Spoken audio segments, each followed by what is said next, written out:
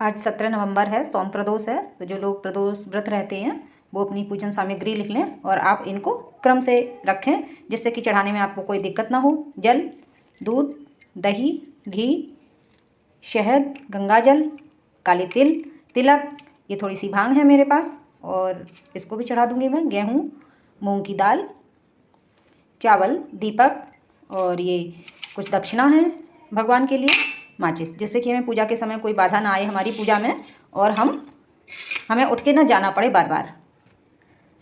प्रदोष व्रत में तुलसी मंजनी सहित भगवान को चढ़ाई जाती हैं, भोले बाबा को। ये मैंने आपको पिछली वीडियो में भी बताया था, आप उसका ध्यान रखें।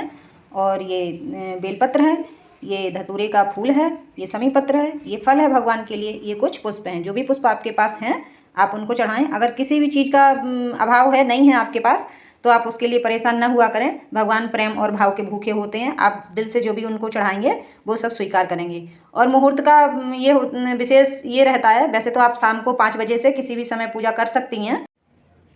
उस पूजा का बहुत महत्व बढ़ जाता है जो हम मुहूर्त के अनुसार पूजा करते हैं। घर में अगर आपके यहाँ पूजा आप व्रत नहीं रहती हैं फिर भी कोई बात नहीं, आप शाम को आरती के समय 1 लोटा जल, पुष्प और फूल बेलपत्र भगवान को अर्पित कर दें और आरती कर दें। घंटी रख लें, घंटी भी पूजा में शामिल करें। बिना घंटी के हमारी आरती अधूरी रहती है।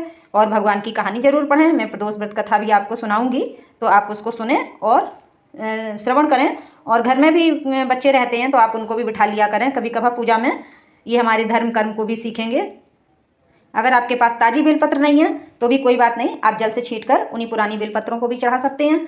और मूर्तियाँ जो रहती हैं, ऐसा नहीं है कि हम मंदिर नहीं जा पा रहे हैं तो हमारी कोई पूजा में बाधा होगी या हमारी भगवान पूजा स्वीकार करेंगे या नहीं करेंगे, तो ऐसा कुछ नहीं है। हम लोग पूजा करते हैं, अपनी नित्य पूजा करते हैं घर के मंदिर में, 12 वर्ष के बाद हमारी मूर्तियाँ खुद ही सिद्ध हो जाती हैं। तो हमें उन्हीं का प्रेम पूर्वक पूजन करना चाहिए। मंदिर नहीं जा पाते हैं तो कोई बात नहीं, सुबह का समय तो वैसे भी हम लोग व्यस्त रहते हैं और शाम को प्रदोष काल की पूजा होती है, उसी का ज़्यादा महत्व रहता है। सुबह को भी हम भगवान का पूजन कर सकते हैं, लेकिन प्रदोष काल में जो लोग व्रत रहते हैं उनका विशेष महत्व यही होता है कि वो शाम को गोधूली बेला में भगवान का पूजन करें, अभिषेक करें भगवान का। तो सबसे पहले हम भगवान को जल चढ़ाएंगे, फिर दूध, फिर जल, फिर दही, फिर जल और फिर घी, फिर जल और फिर शहद और फिर जल।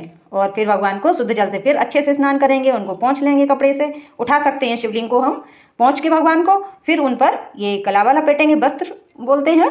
तो उसके बाद फिर तिलक है, बंधन है, सभी चीज़ें आप क्रम से चढ़ाएं, फूल धूप दीप चढ़ाकर भगवान को, और ये भोग लगाकर फिर आप कहानी सुने और अंत में आरती कर दें।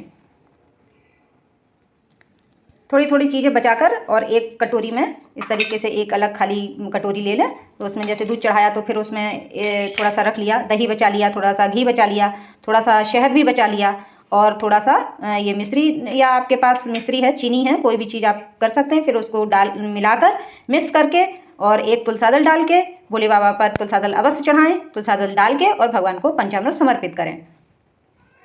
बेलपत्र में मैं आपको एक विशेष चीज़ और बता रही हूँ, ये जो हमारे बेलपत्र में पीछे गांठ रहती है इसको हमें तोड़ देना चाहिए। बिना गांठ की ये बेलपत्र चढ़ाई जाती हैं। ये देखिए, किसी में भी आपको गांठ नहीं मिलेगी।